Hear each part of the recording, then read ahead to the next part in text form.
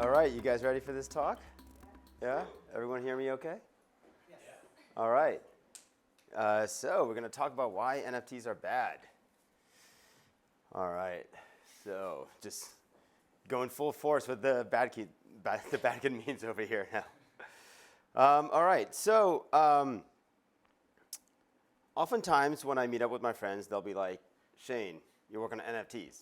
Really? Why?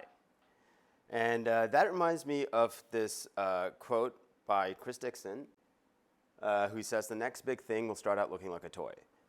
And right now, I believe we're really in the toy phase of NFTs, and there's nothing wrong with that, but there's a lot more we can do, and that's what I'm going to talk about today. So here's a few examples of tech that generally kind of started off as toys and then became more sophisticated over time. You can think of iPhone apps, the very first apps, you just kind of tapped on them and made stupid noises and stuff like that. Now you have sophisticated apps like Uber. You can just press a button and a car comes and picks you up. Another example is drones. 3D printing started off as printing little trinkets, and now you can print aerospace parts with them.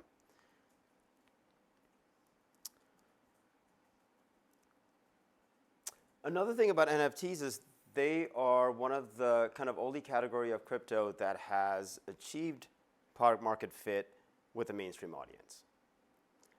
I'm sure you guys have heard of Bored Apes, CryptoPunks. At one point, they were on billboards. There were celebrities who owned them. And speaking of product market fit, in Cosmos, we have Bad Kids, right? It's been, in recent times, it's been the best performing asset in Cosmos. It has 13x'd in USD since the mint price. There's probably closer to maybe like 250, 300 accounts now on Twitter that have Bad Kids. And if you're a dev in Cosmos, you kind of have to have one now.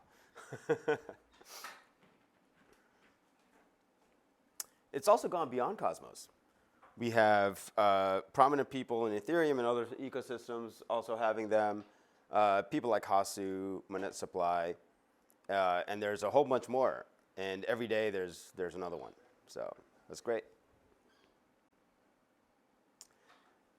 So Bad Kids is a perfect example of a PFP that doesn't have any promises. Great culture around it. People love him. But what else is out there, right? There's also NFT games, mini apps. Here's an example of Pixel Wizards. These are executable NFTs. So you can mint one, and then in this case, this one fetches a price for a token, and it displays it in real time. Some people add this to their home screen on their iPhone app. They use this instead of CoinGecko. You can have a little wizard tell you your favorite coin price instead of just a boring list. This is a game. This is kind of like a Flappy Bird type game. Once you mint it, you can go directly play it on the website. This is kind of great to foster a little community because you can only play it after it's minted. When you're playing it, you know only the other people who have minted can play it. It keeps track of a high score. So we're in the very, very kind of early days of this kind of stuff.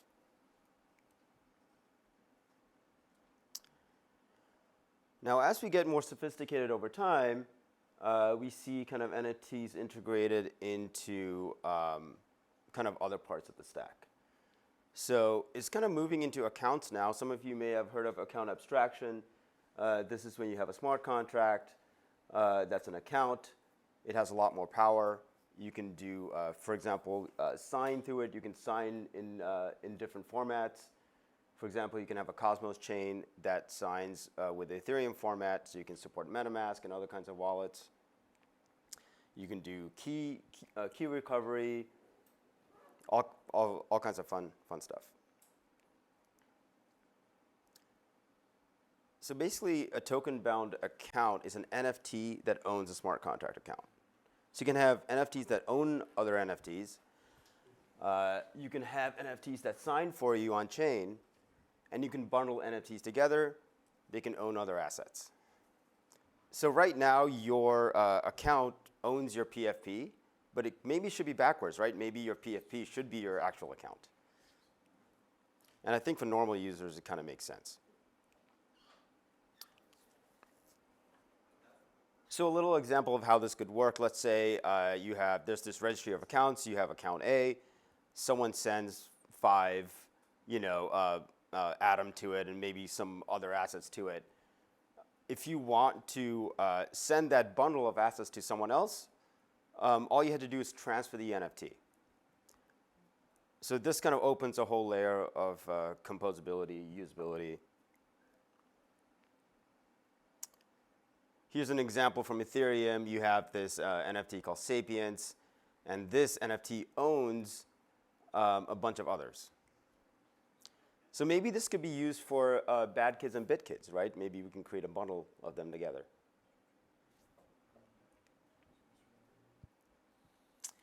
The other thing I'm excited about is NFT DeFi. So the main kind of reason I'm really interested in this stuff is because this is kind of how the crypto space looks right now. You have these DeFi people on one side, NFT people on the other side. There's not much in the middle there. Can we kind of bring more people into this space by introducing a bit more kind of DeFi features into NFTs? So this is kind of what we want it to look like, right? Can these assets be liquid and be fun at the same time?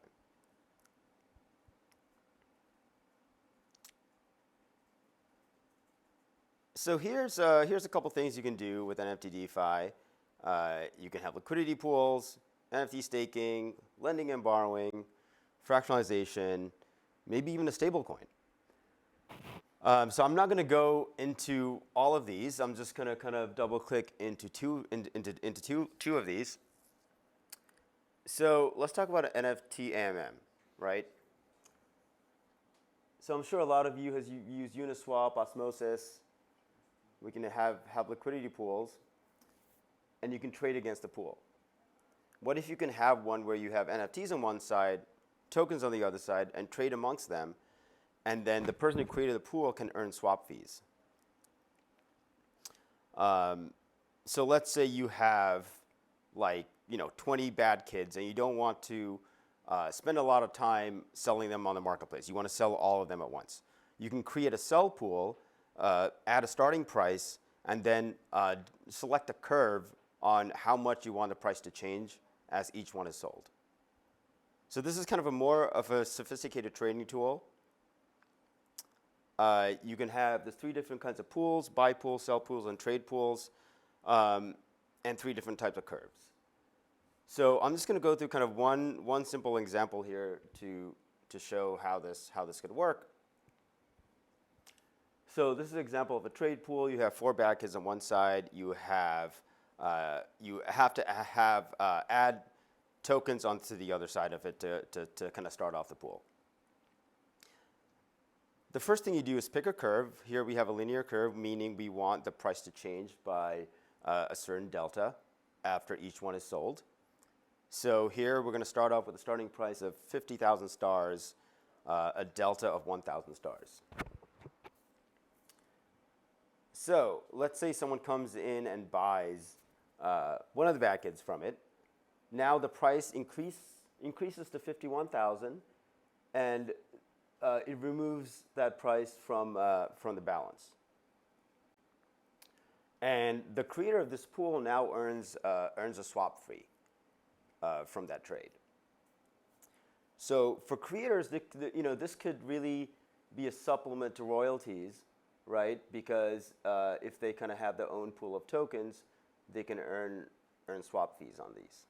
Or if you're like a Bad Kids whale or something, instead of having them just sit in your wallet, you can have them sit in a pool and earn fees on it. Let me just continue with this example a bit more. If someone comes in and buys another one from the pool, now the price goes up to 52, and the balance goes up as well. And also, it works the other way. If someone sells into the pool, then the price goes back down to 51,000.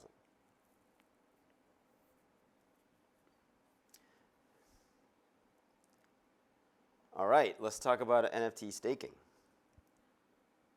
you see those tools being on Stargaze? Yeah, that's gonna be a thing we're gonna launch soon. All right, so this is how NFT staking looks right now on Ethereum and other platforms. You basically lock up an NFT in a vault for a certain amount of time, and you earn some kind of governance token. And this is great because you can vote with this governance token, but it doesn't really do much else. And oftentimes, these governance tokens just kind of don't have much use. There aren't too many examples of them doing that well. Maybe it would be better if they could be staking tokens and actually be useful and do some useful work. So this is a mechanic that I've been working on for a bit. It's not finalized yet, but this is kind of in general how it's going to work. What you can do is you can kind of wrap around proof of stake. In this case, you have a vault. You can lock up a bad kid in it. Now, I'm using bad kids as an example here, right? This could, you can do this with any kind of asset, any other NFT. And obviously, we would want input from the community and input from the creators first.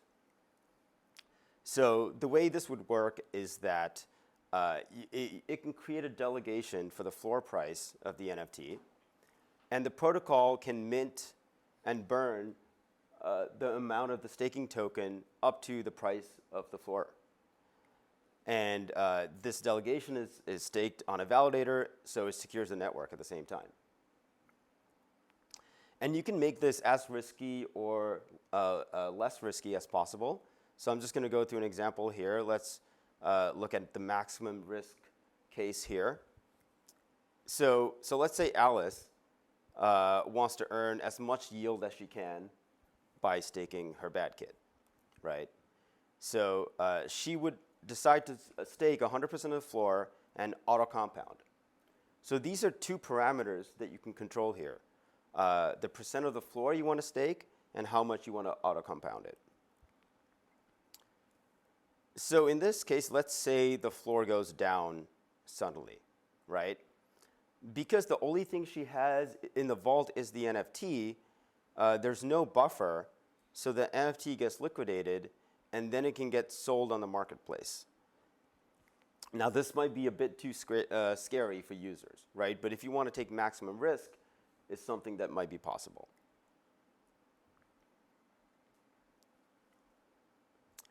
Let's look at more of a lower risk case here. Let's say Carol. She stakes her NFT, but she's only staking 50% of the floor, and she's not auto-compounding anything here.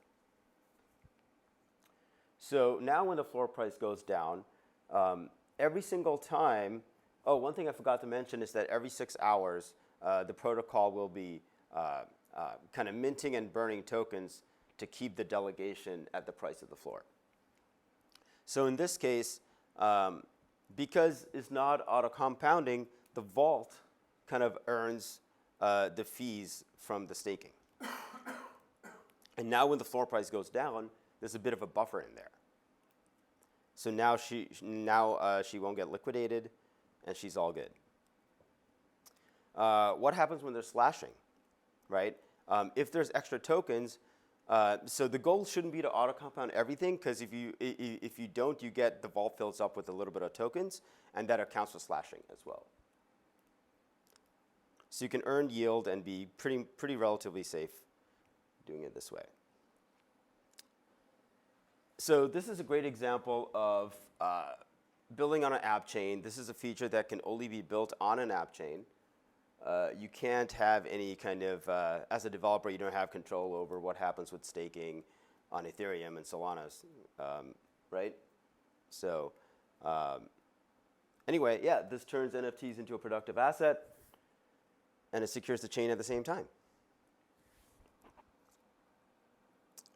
All right, what else can we do?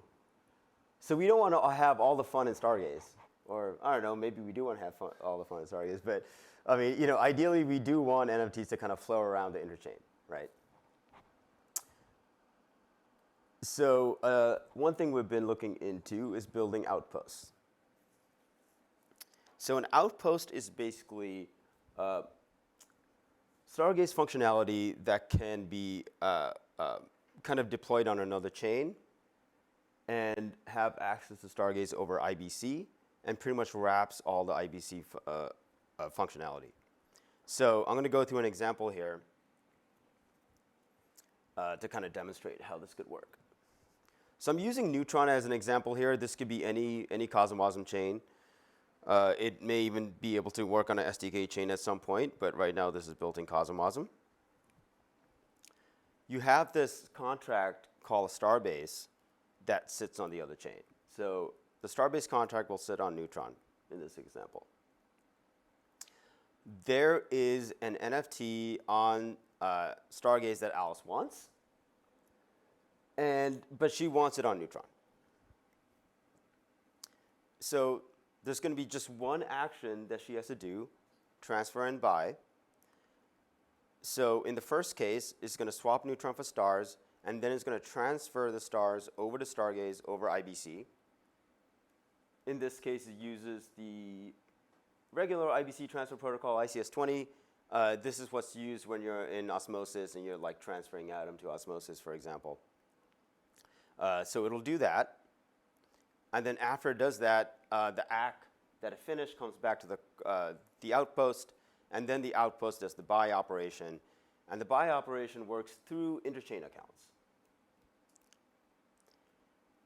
So what happens is now, because Alice's interchain account is funded on the Stargaze side, it has enough funds to go and buy it from the marketplace. So after that happens, now Alice's interchain account on Stargaze owns the NFT. But we need one more step, right? We need to transfer that NFT back to Neutron. And this is where ICS-721 comes in. So this is something we've been working on for a while. And this is pretty much a protocol to bridge NFTs over Cosmos chains. And the way it's going to work is that it locks the NFT on one side and then it mints it on the other side. So in this case, Alice's ICA account is going to lock her NFT on the Stargaze side. It gets transferred over to Neutron and gets minted over there. So this is kind of a nice example of IBC. It uses 3 different IBC protocols. It's all wrapped around in kind of one transaction. So to the user, it happens in one click, right? In a few seconds, the NFT is transferred across chains. So yeah, I just kind of wanted to show you guys what's possible, what's coming next, some cool stuff. If you guys have any questions about this stuff, hit me up on Twitter. Very accessible, and I love talking about this stuff. So thanks for coming.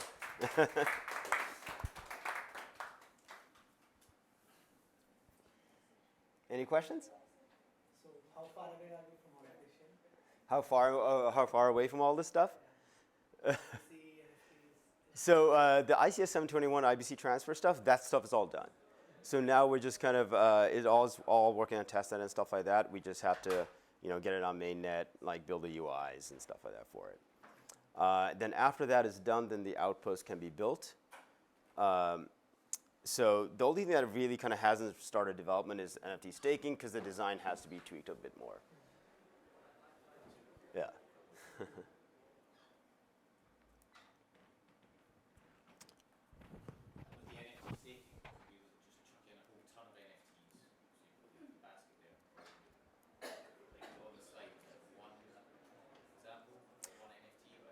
Yeah, you can possibly put a whole bunch of ones in into the vault, and then your delegation has a higher price.